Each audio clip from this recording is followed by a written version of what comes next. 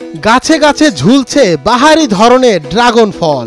দেখতে যেমন চমৎকার তেমনি পুষ্টিগুণে ভরপুর এই ড্রাগন। বাড়ির ছাদে ছাদ বাগানে ড্রাগনের চাষ করে সফলতা পেয়েছেন আরিফা, যে কারণে প্রায় সারা বছরই ড্রাগন ফলের স্বাদ নিতে পারছে তার পরিবারের সদস্যরা। এভাবেই পরিবারের পুষ্টি চাহিদা পূরণ হচ্ছে তার নিজের রোপণ করা ড্রাগন গাছ থেকে। আপনারা যদি বাসায় ড্রাগন গাছ লাগাতে চান, ড্রাগন গাছ লাগানোটা একদম ইজি। দেখেন আমি এখানে একটা ব্যারেলের মধ্যে ড্রাগন গাছ লাগাইছি। এটার জন্য কোনো পুরুষ মানুষের সহযোগিতা, একটা মেয়ে মানুষের প্রয়োজনই নাই। একজন মহিলা মানুষই খুব সহজে এটা করতে পারে। মাত্র একটি গাছ দিয়ে শুরু করলেও বর্তমানে আরিফার ছাদ বাগান ভরে আছে ফুলে ফলে। নিজের পরিবারের পুষ্টি চাহিদার পাশাপাশি স্বজনদেরকেও বিতরণ করছেন ঢাকার দোহার উপজেলার নারিশা বেলতলা এলাকার আরিফা আক্তার ব্যাপারী। ড্রাগন গাছটা প্রথম আমি আমাদের কৃষি অফিসার দোহারের উপজেলার মুর্শিদ মিষ্টু নামে একজন অফিসার ছিলেন, উনি আমাকে প্রথম চারাটা দেয়। চারাটা লাগানোর পরে প্রায় 2 বছর অবধি চারাটা অনেক এত ঝাপড়ালো হয়েছিল, কিন্তু ফল আসতেছিল না দেখে আমি গাছটা কেটে ফেলার উদ্যোগ নিই। তো কাটতে এসে দেখি যে গাছে ফুল আসছে, তো তখন আর আমি না কেটে রেখে দেই। শুরু থেকে নিয়মিত ফল ধরাতে দিন দিন আরিফা বাড়াতে থাকেন তার গাছের সংখ্যা।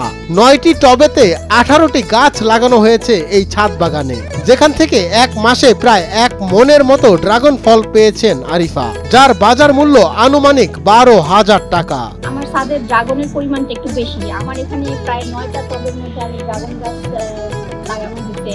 এখান থেকে আমি গত 1 মাসে প্রায় 1 মনের কাছাকাছি ড্রাগন অলরেডি খেয়ে ফেলছি।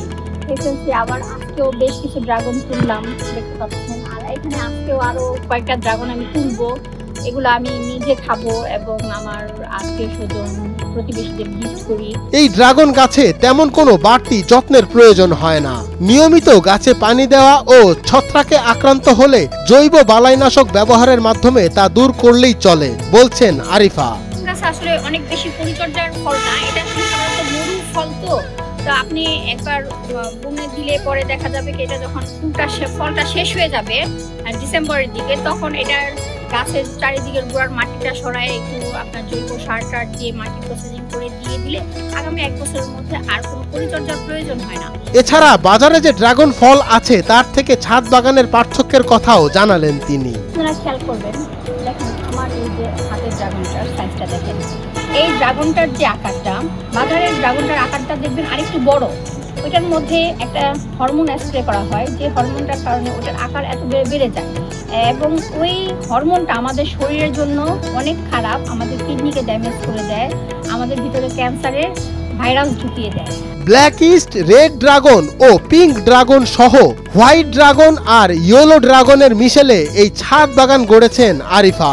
আপনারা যারা এই ড্রাগন খান, চেষ্টা করবেন অবশ্যই নিজে একটা গাছ, আপনাদের অনেকের বাড়িতেই বিল্ডিং আছে, একটা গাছ একটা ছাদে বুনে রাখলে কোনো সমস্যা নাই, কোনো পরিচর্যার প্রয়োজন নাই। তো একদম নর্মাল পরিচর্যায় একটা ড্রাগন গাছ হচ্ছে এবং আপনাকে ব্যাপক ফলন দিবে। মঞ্জুর এ মাওলা, নয়া দিগন্ত।